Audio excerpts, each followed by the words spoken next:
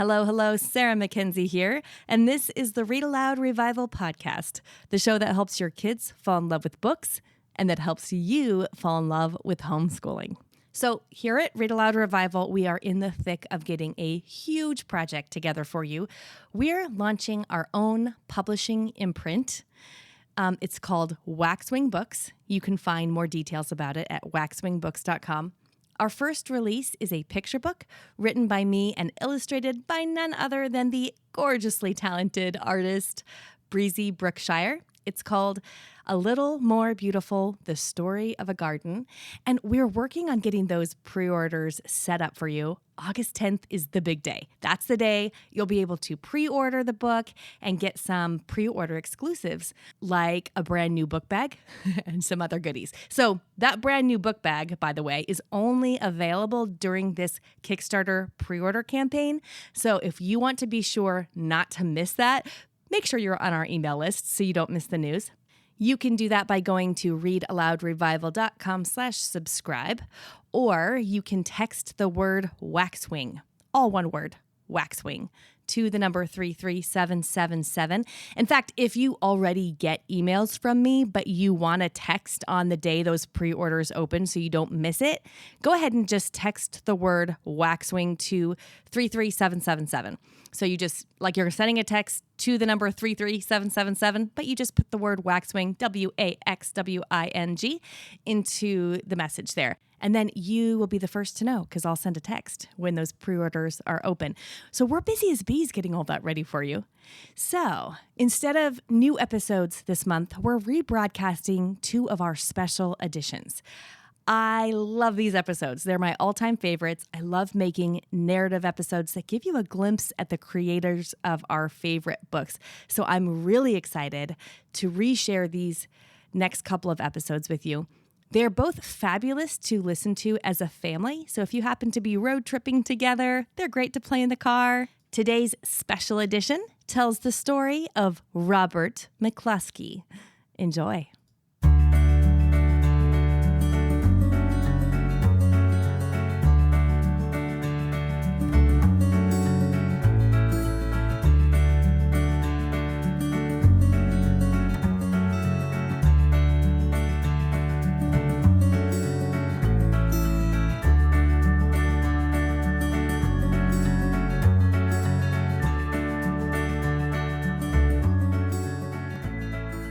Mr. and Mrs. Mallard were looking for a place to live. But every time Mr. Mallard saw what looked like a nice place, Mrs. Mallard said it was no good. There were sure to be foxes in the woods or turtles in the water, and she was not going to raise a family where there might be foxes or turtles. So they flew on and on. When they got to Boston, they felt too tired to fly any further.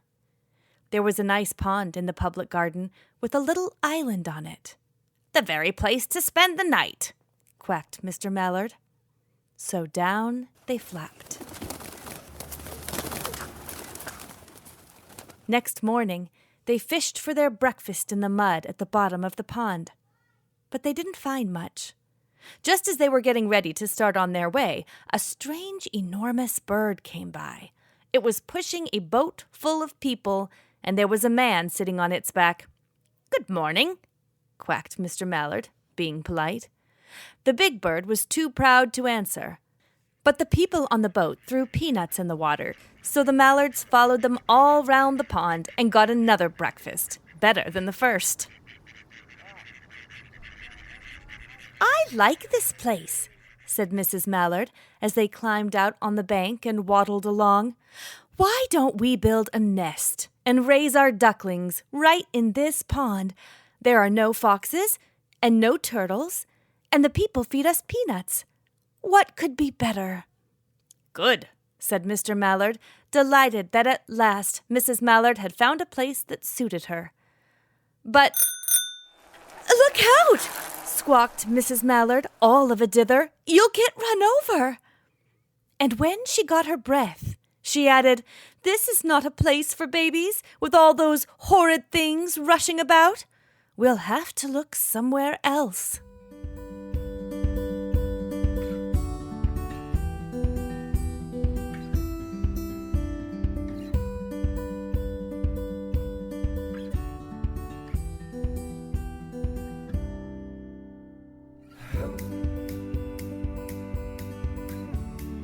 So begins one of the most celebrated picture books of all time. Chances are you've heard this story before. Chances are you've seen its illustrations. Make Way for Ducklings is arguably one of the most well-known picture books ever created. And the ducks that grace its pages, Mr. Mallard, Mrs. Mallard, Jack, Cack, Lack, Mack, Knack, Whack, Pack, and Quack, would not only delight children over several generations, they would also go on to become permanent sculptures fixed in the Boston Public Garden and even make way for international diplomacy as part of the START Treaty between the U.S. and the USSR in 1991. A picture book is a powerful piece of art. You'll be certain enough of that by the end of this episode. Now, let's take a closer look at the man behind the ducks. Oh, there he is. Do you see him? Rather unassuming, right? Quiet, hauling groceries from his boat in Penobscot Bay off the shore of Maine. He lives on a private island there, so he's got to haul everything in and out by foot. Enough groceries and supplies for his family of 4, his wife Peggy, and their daughters, Sal and Jane. Ah, Sal and Jane. Yes, you know them too, if you've ever read Blueberries for Sal or One Morning in Maine. The girls show up time and time again in his stories, although perhaps showing up is not the right way to say that. It seems the stories bloomed from the girls' very existence, doesn't it? The man on the dock stops now and again. He looks at the gulls passing over, the dinghies bobbing in the water, the swirl of clouds as the weather changes more. And he's not looking at any of these things the way most of us look at them. No, he is seeing them with accuracy and artistic vision in a way most of us have never seen a thing in our lives. And once he's done hauling these groceries, he'll batten down the hatches against the New England storm and head back to his sketchbook to see all of it again, even more clearly this time. He'll see the gulls passing overhead, the dinghies bobbing in the water, the swirl of clouds, the very dock he hauled his groceries in on. But this time, they'll leap from his pencil onto his sketchbook.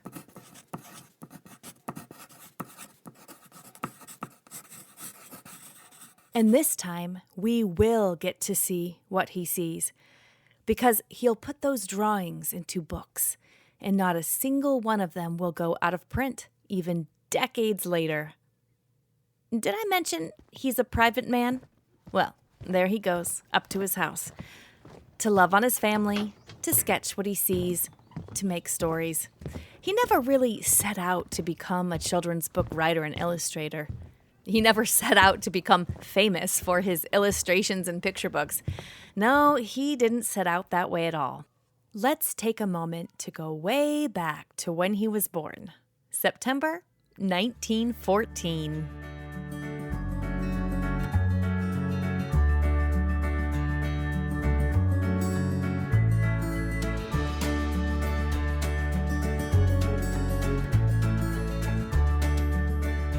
Robert McCloskey, known by everyone in his life as Bob, was born and raised in Hamilton, Ohio.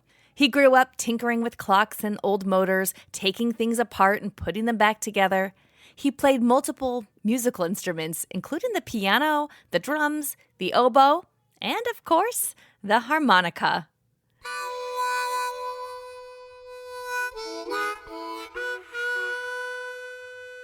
He was skilled at a great many things. He invented, for example, the Christmas tree at his house actually revolved. It spun around on a contraption Bob created as a child.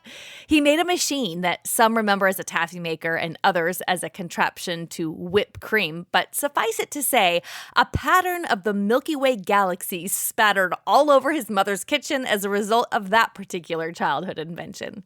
He carved wood into totem poles, carving soap into, well, all sorts of things. In fact, he taught others to do the same.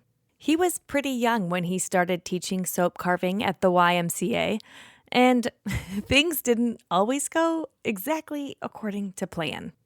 My father, from a young age, was pretty artistic, and he belonged to the YMCA in town, and they recognized it, and they had him teach a class in how to carve soap. That's Jane, Bob's youngest daughter. You know her if you've ever read One Morning in Maine or Time of Wonder. She's the younger sister in the McCloskey house, and she's Bob's daughter. He'd have these little kids, and Bob was maybe 14, 15, 16, and these little kids were 7, 8, 9. There was one little boy who was wiggling, and finally he raised his hand and he said, "Can I go to the bathroom?" And well, they were on the 4th floor of the YMCA, and Bob said, "Sure." So the kid got out to the edge of the hall, but he had to go down a flight to get to the bathroom, and he decided he couldn't do it.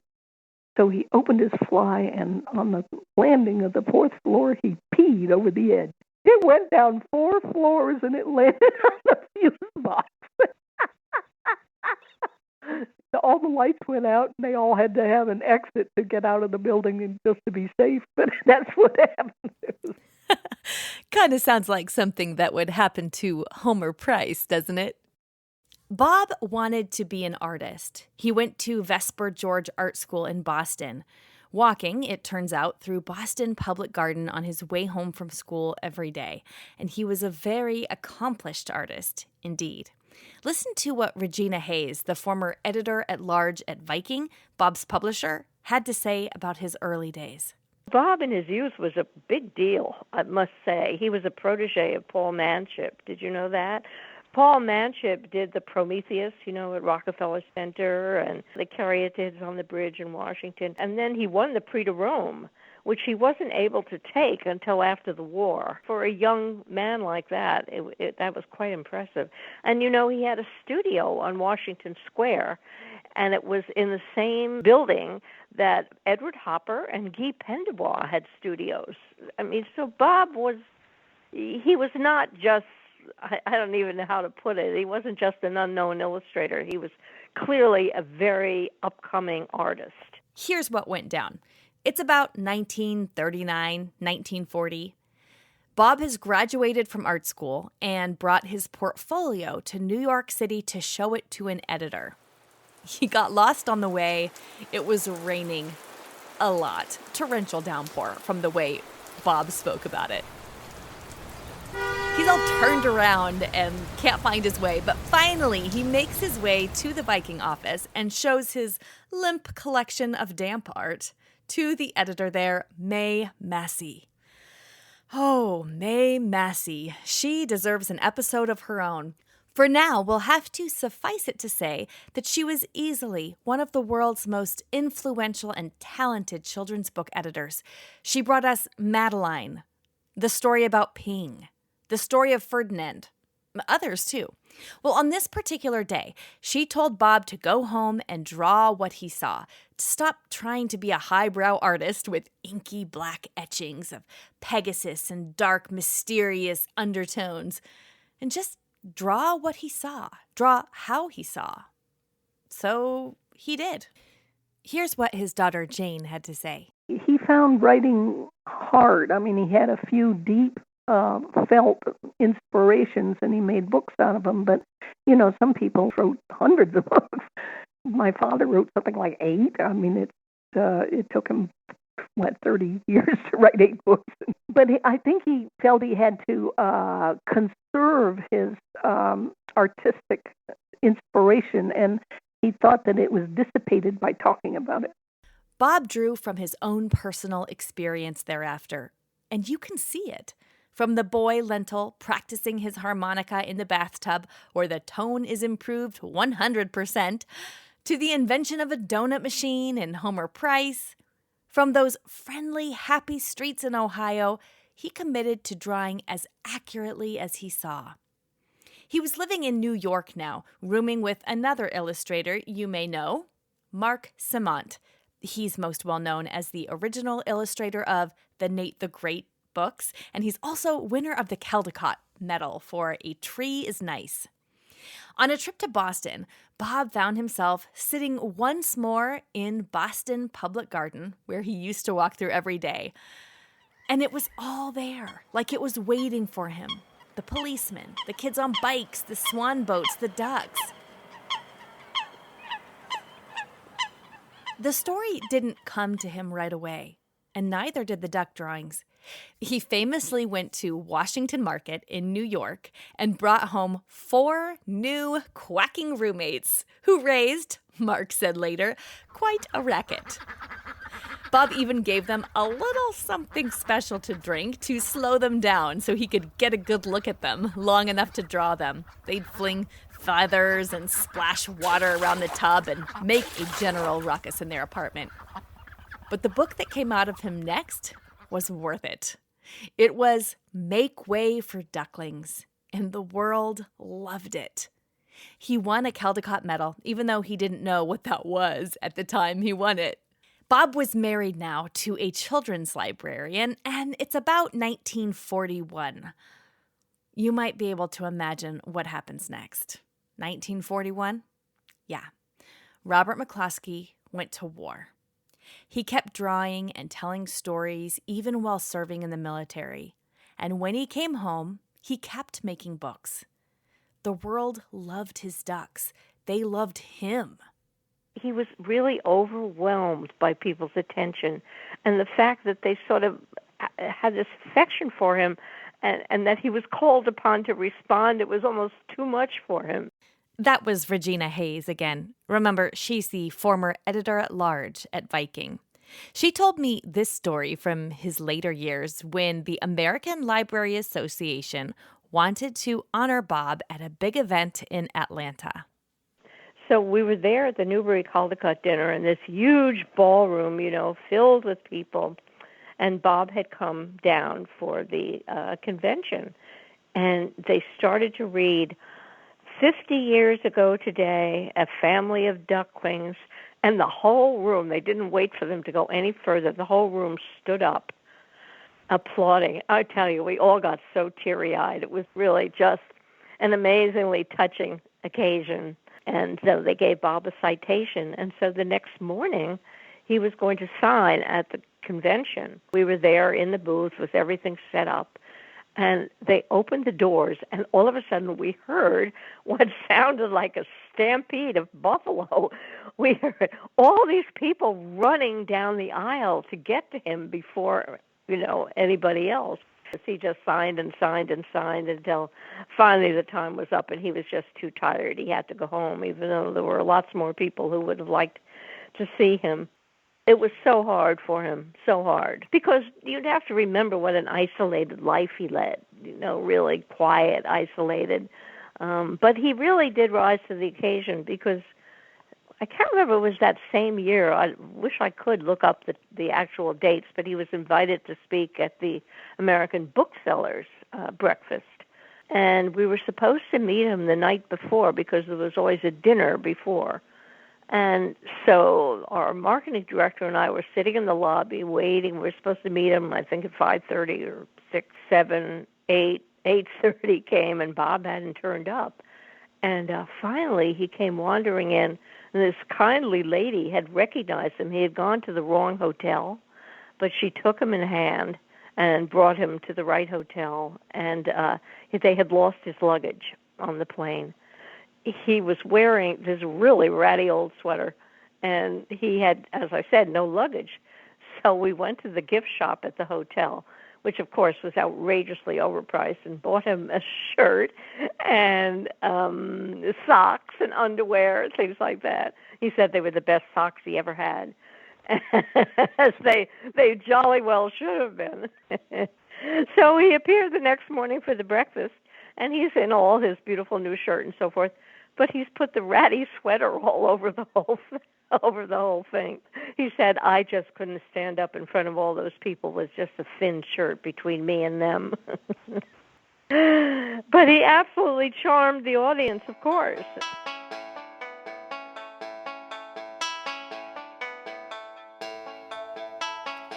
Bob, like I said, was a private man, and he and his wife and 2 daughters were now living on a private island in Maine. Scott's Island. Oh, what a magnificent place.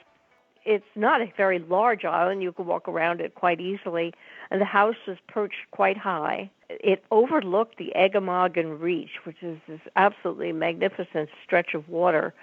And often you see they have clipper ships that come from the Maine Maritime Academy.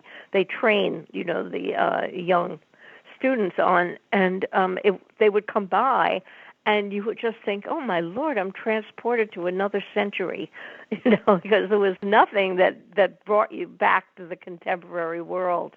You see these fabulous ships going by this beautiful stretch of water. So it was quite a magical place. He actually picked us up at the dock at Deer Isle, and we went by boat out to the island. And he told us, and I think it was the first winter that they spent there. It was one of the coldest winters on record, and the bay froze. And he walked all the way from the island back to Deer Isle on the bay because it was completely frozen to get supplies. Isn't that amazing? You can probably almost see the island, right? You probably have if you've seen Bob's book, Time of Wonder. Now, they didn't live at the island year-round, but I asked his youngest daughter, Jane, what one of her favorite island memories with her dad was. He bought a model of an old jalopy when I was about 8 years old, and we had to get 2 cars up to Maine, and my father was anxious and ready to go, and my mom had to collect some stuff and thought my sister ought to finish school, and so my father just picked up and left with me, and we went up to Maine, and we stopped at Mystic Seaport Museum and saw the whaling boats, and we stopped in Boston and saw old Ironsides, and we drove up the coast and we saw Moody's Diner, which is a great Maine landmark. And we stopped and we saw Perry's Nut House. It's another great Maine landmark. And then we came to the island and we sort of played house for a couple of days. I made beds and he cooked spaghetti and hot dogs, and we had a great time. And then my sister and mother came up, and just about the time I was missing them, and we came back to being a family. It was fun.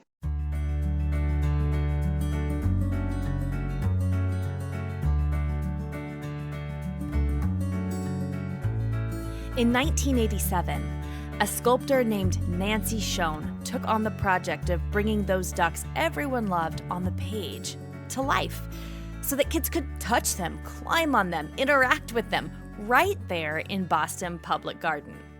Now, at the time of this recording, Nancy Schoen is 93 years old, and she is a dynamo. She's made sculptures for hospitals, public parks, the famous tortoise and the hare at Copley Square, the finish line for the Boston Marathon. She's so accomplished, and all of her art is really breathtaking. What she's most famous for are Bob's ducks. I got on the phone with her to hear all about this project. My husband, he had the Ford Chair at MIT in Urban Studies and Planning. When the new dean of architecture and urban planning came to Boston from England, we entertained them because that's what you do when new faculty come and so forth. Turned out that the wife was interested in how children, she was an urban planner herself, and she was interested in how children use the city. Anyway, we entertained them, and she saw what I was doing, and we started doing some projects together. And then they came with their 6 or 7-year-old twin boys as newcomers to the city. They walked around, and they went into the public garden. And it just happened that the boys knew the book, Make Way for Ducklings. So when they went into the public garden, they said, "Mommy, where are the ducks?" She said, "Nancy, we really have to put those ducks in the Boston Public Garden." And I said, "You're crazy. First of all, it's sacred ground, and we can't do anything like that." Well, she was very persistent. We couldn't do anything like this without Robert McCloskey. And the strange thing is that I had a very good friend who was a very good friend of Robert McCloskey's up in Maine. I told her what we were thinking about, and she called Bob, and she told him, and he said, well, I can't wait to meet. Who are these wonderful women? So he was coming down from Maine, and I, in turn, made a maquette. This is what I do before I do a commission. I make a small maquette, a model. So Bob and his wife Peggy made their way to Boston and saw this maquette, this model of the sculpture of the Ducklings, and they liked him. Also, Nancy mentioned that when Bob and Peggy climbed out of the car, they looked like they were coming right out of the pages of one of his picture books. I love that. At this point, Nancy needed to make some draft ducks out of clay, the right size, the actual size that the sculpture would be in the garden. She needed to make some larger sculptures, and Bob said, yeah, why don't you go ahead and do that? And I'll come back and look at them. At the time, Nancy's studio was at a school, and right behind that studio was a nursery school. On the day that Bob and Peggy came to look at the draft ducks, Nancy took her draft ducks, these large clay sculpture models, and took them outside.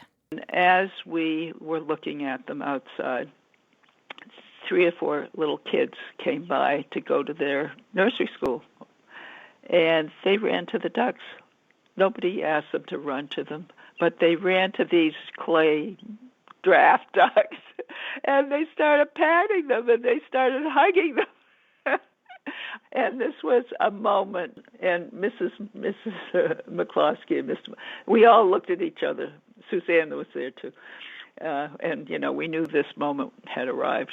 And I don't know that I said this to Nancy when I spoke to her, but she's listening to this, so I'll tell her now. In the presence of friends, Nancy, you gave a tremendous gift to the world with your ducks.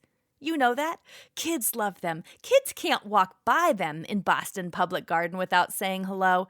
They just beckon. And you gave Bob a gift, too, because you gave him a way to reach out to his young readers, even from afar. Even when he might not have been able to do it in person, he did it through the ducks. Your ducks. The bronze ducks in Boston Public Garden, even today. I don't do a sculpture for myself. I do a sculpture that is appropriate for wherever it's going. Public art is wonderful because it's available 24 hours all the time. It's free. Anybody can see it. You don't have to be educated. You can just enjoy it, and you can sit on it or touch it or feel it. Or it's a very personal sort of thing, whereas nothing wrong with museums. I believe in them, but they close and you can't touch anything, and they're very impersonal. On my last visit to Boston, I hung for a while at the duck sculpture. Really, you can't walk by those without seeing a child pulled to them as if they were giant magnets. For the 75th anniversary of Make Way for Ducklings, Viking released a special edition of the book that contained a beautiful, large map of Boston Public Gardens circa 1941, illustrated by the award-winning artist Paul Zielinski. Now, Paul never got a chance to meet Bob before Bob passed away, but Make Way for Ducklings had long been a favorite of his own. I asked him, what did it feel like to be asked to make this map for the special 75th anniversary edition of Make Way for Ducklings? Well, my first reaction was joy. I love this book a lot, and I've also, the chance to be sort of joined up with it. It was very exciting. Every year at the Boston Public Garden, centered around those beloved sculptures created by Nancy Schoen, there's a Duckling Day parade. And Paul Zielinski, in fact, has gone. He told me about his experience. Sally McCloskey was there, and she joined us, and we were part of the Duckling parade. It was wonderful. All these kids dressed up as ducklings or carrying duckling toys or both. And I made a very, very tall stovepipe hat out of 1 or 2 of the posters, rolled up into a cylinder, attached with the brim of a real hat. Sally dressed up as herself in overalls, and she was dressed straight out of Blueberries for Sal. And she carried a bucket and a small toy bear. And the two of us marched at the head of the parade. I asked Paul Zielinski, what would you have asked Bob if you ever had the chance to meet him in person? I would have been intimidated, I suppose, and not know what to say to him. When it's somebody whose books you grew up with, that it's a very different thing from somebody you just admired as an artist.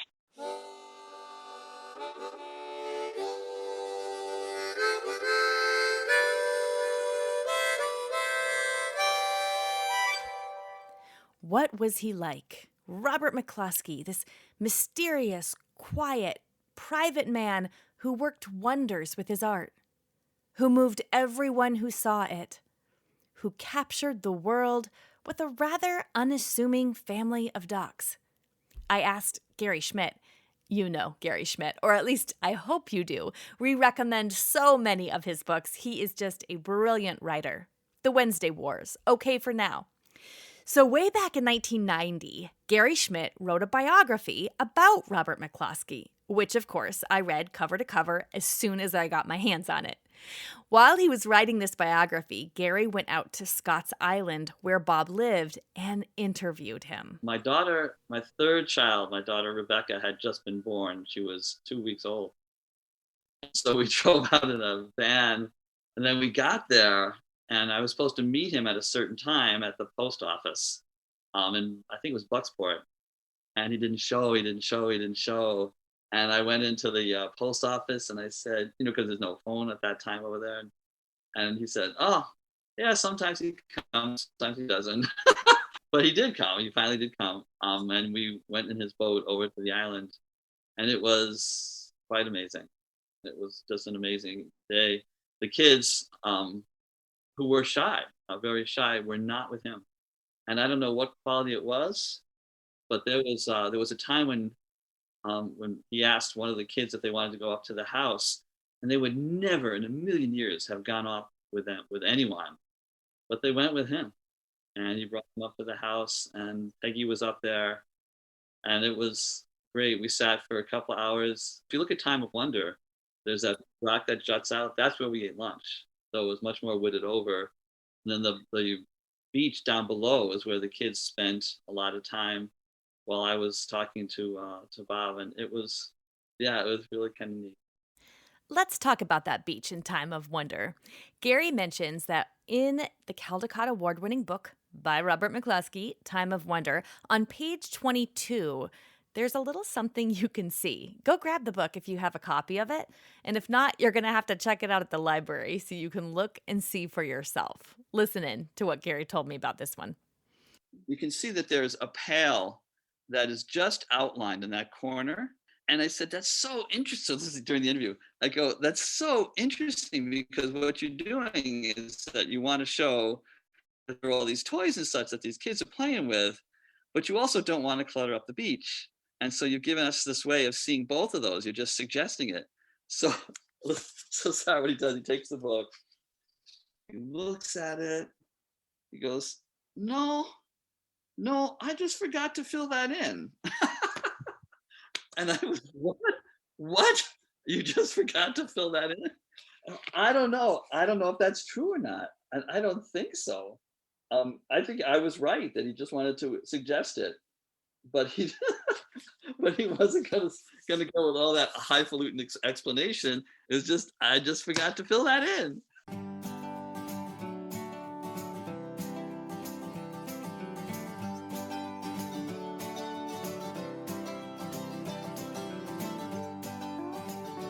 He was shy and introverted and a private person. When he was younger, he was funny, and Homer Price and all his books, even later, Bert Dow, you can feel that humor underneath it. He was tense. He was often tense. He was also a loving and gentle and kind person, but it was balanced with that tension. So it was an interesting mix. And he was talented. He was truly, I think he's a draftsman. I don't think anybody in his generation was a more competent draftsman than he was. Gentle, self-effacing, talented, incredibly visual, seeing things that no one else would see. He always knew the right note to strike, and he always charmed everybody with his humility and his delightful sense of humor, which was very quiet, but just such fun. Just wish I'd known him longer. I wish he had been closer by. I just loved every interaction I had with him. Robert McCloskey had tremendous ability to draw.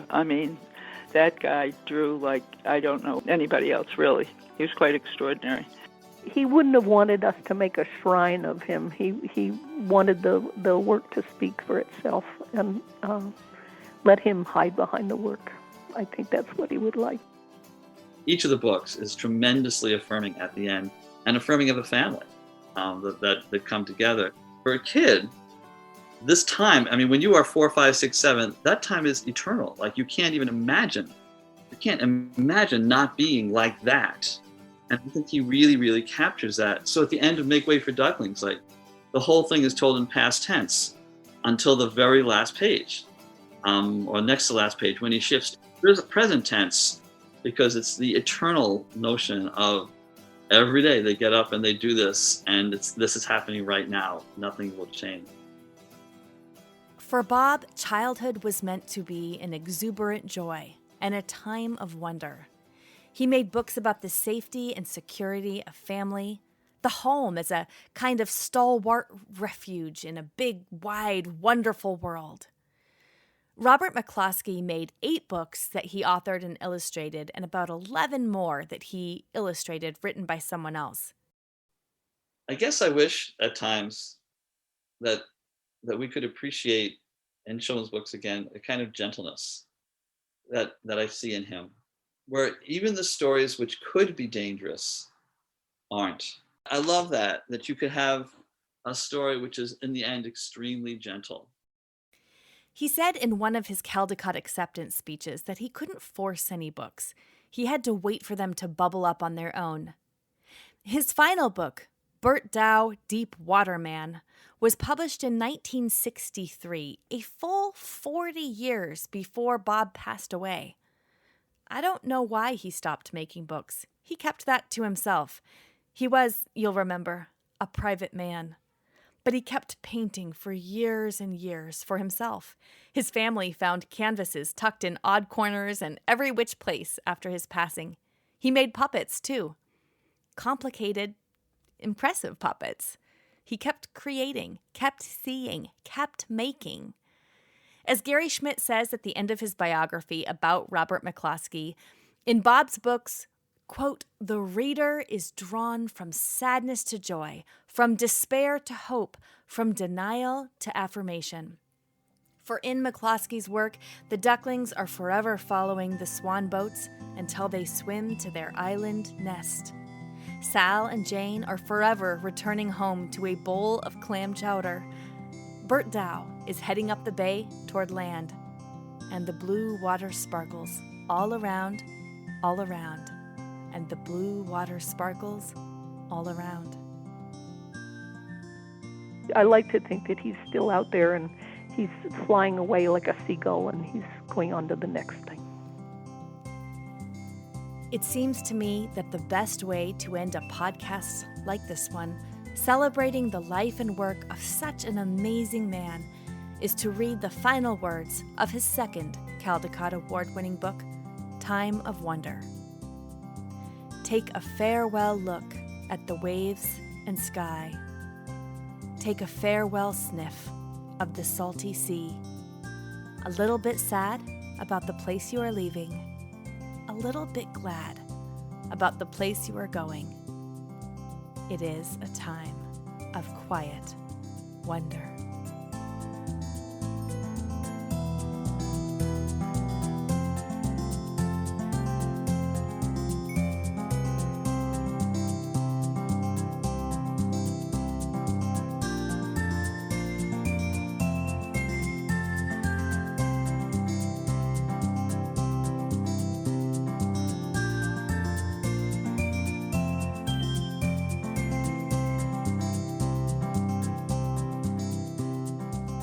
This episode was written, narrated, and produced by Sarah Mackenzie, with special thanks to Jane McCloskey, Regina Hayes, Nancy Schoen, Gary Schmidt, and Paul Zielinski for their willingness to be featured on the show.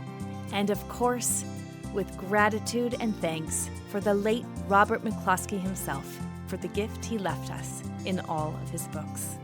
Thank you, Robert McCloskey.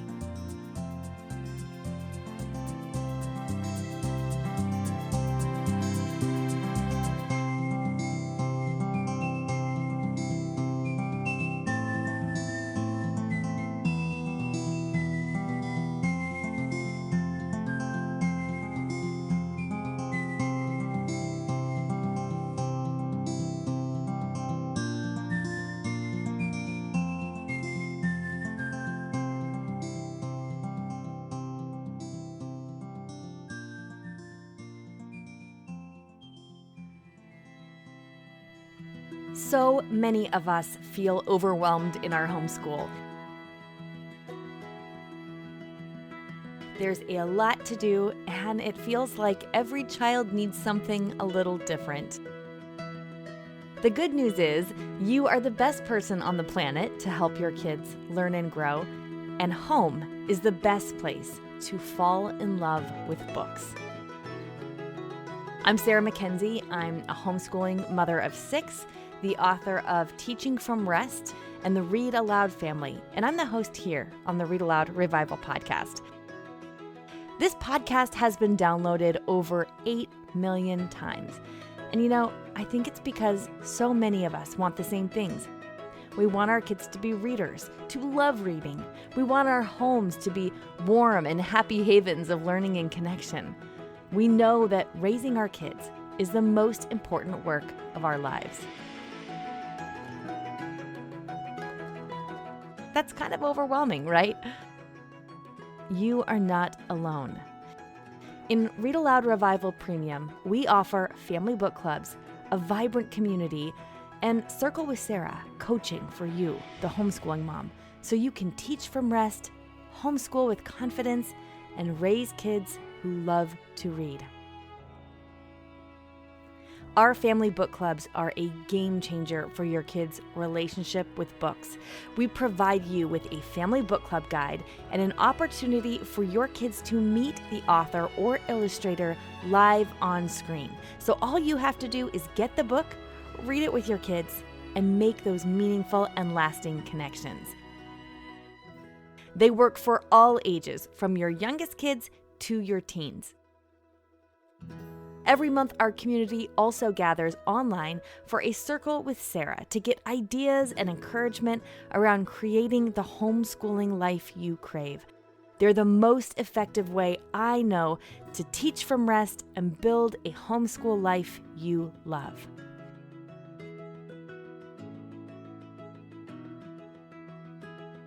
We want to help your kids fall in love with books, and we want to help you fall in love with homeschooling. Join us today at RARpremium.com.